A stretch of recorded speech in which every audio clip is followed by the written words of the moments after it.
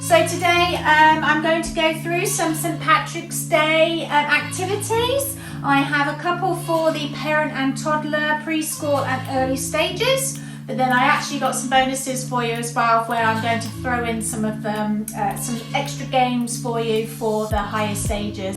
Hi and welcome, I'm Helen Hughes from Mini Water Adventurers, and I am your go-to person for swimming lesson ideas.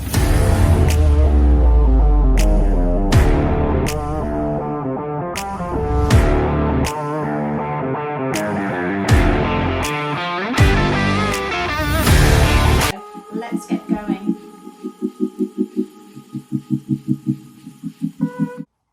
I'm using my handy swimmer's planning notebook here, of where I make sure I write down all my notes, and I write them all down in here so I know that don't lose any. So any extra pieces of paper here, there and everywhere, no longer, everything is kept in here.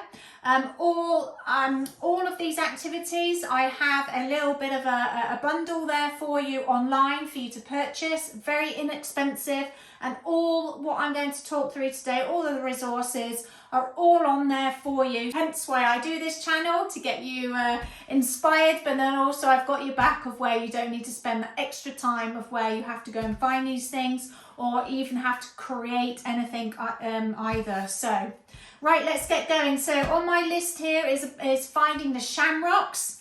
So on your template you will have a shamrock shape, and I've just used a couple of different coloured greens here, of where they're going to go around the pool area. So these, I'm thinking for preschool, parent and toddler, and the lower stages. And the sizing of these are really quite nice. These are going to be placed around in the water. They can have, now the pool space that I use, there are walls down the side, so I actually place them on the walls.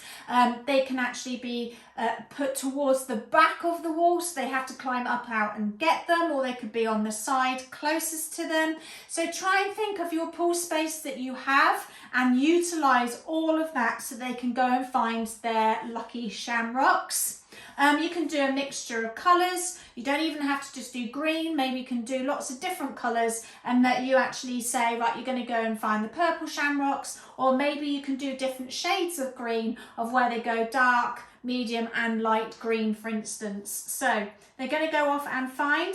What you can do as well, if they're on their noodles, they can pretend to be a floating shamrock. They can always be on their backs and have the shamrock floating on their tummies or their foreheads. Or on the noodles, they can actually place them on top of the noodle, of where they're then balancing the shamrocks back as well. So a couple of different ways that they can do that.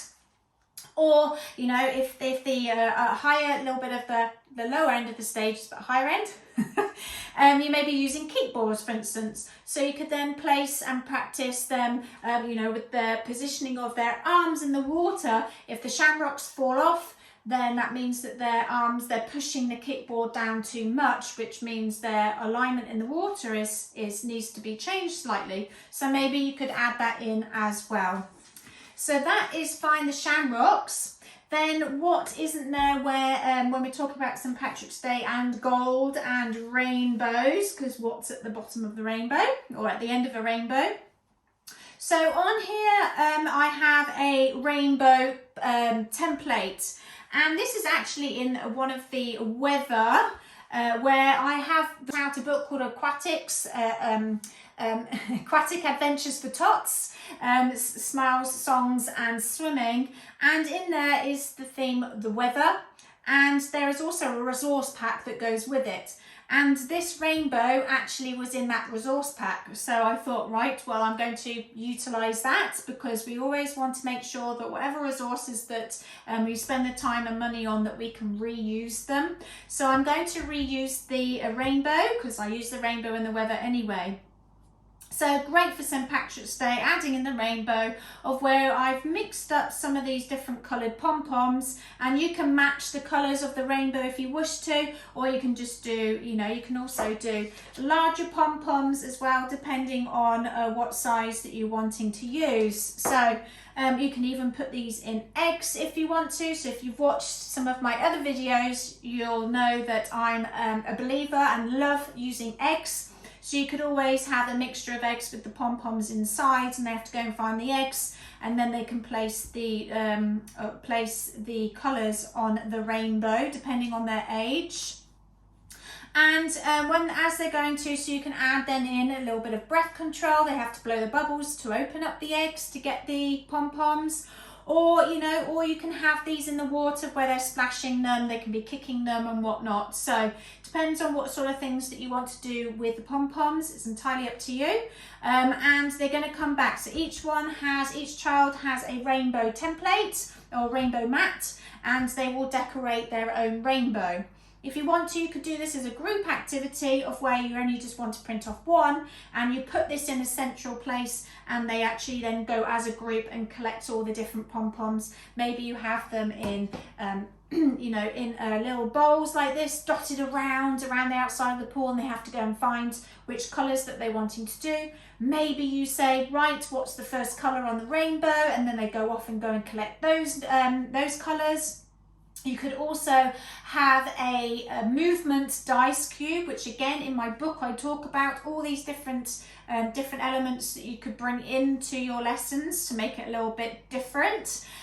Is that you can bring in a movement cube that has cards that are in there that are laminated that has the same colours of the rainbow and your pom-poms, of where you throw the dice and whatever colour it lands on they go and collect.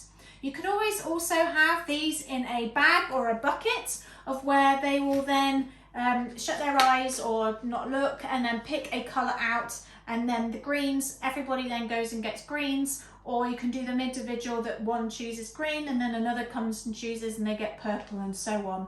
So a number of different ways then that you can do decorating of the rainbow. And you can always then put that next to have a, you know, sort of a little area where they're all collecting their own things. At this age, they love having their little spots. And it's always great then, because you can always say, are you going to go and swim back to your rainbow? Or if you've got your lucky shamrocks, go and swim back to your lucky shamrocks where your rainbows are. So you can then start doing, you know, their area of where they are collecting all these things.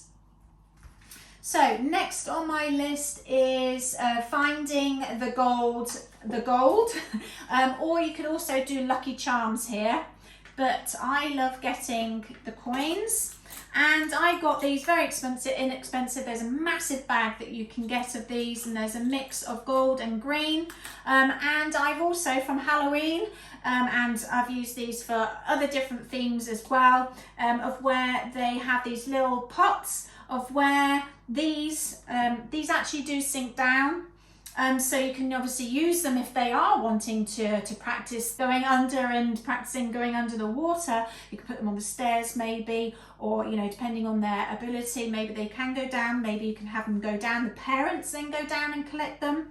But what I was going to do is I was going to put them, you know, in a container of where then I have these sort of dotted around, so they're not all going into one, because if you have a large group, just bear in mind how you're presenting these things so you don't cause a bottleneck effect of where they're all coming into one. So if you put it around in different places, then you know that the parents and the children will actually go into separate places, so they're not all going into one area. So generally they love to go in and take a whole massive handful. So what I would say is one for each hand, that's all you need. So 2, and then they can go collect their lucky coins, and they have their little pots. Say for instance, you've already done these activities. You've got they've got their shamrocks, they're doing the rainbows, and then they've got their pots at the end of where they will go and collect their coins or their gold, and then they will put them in their pots.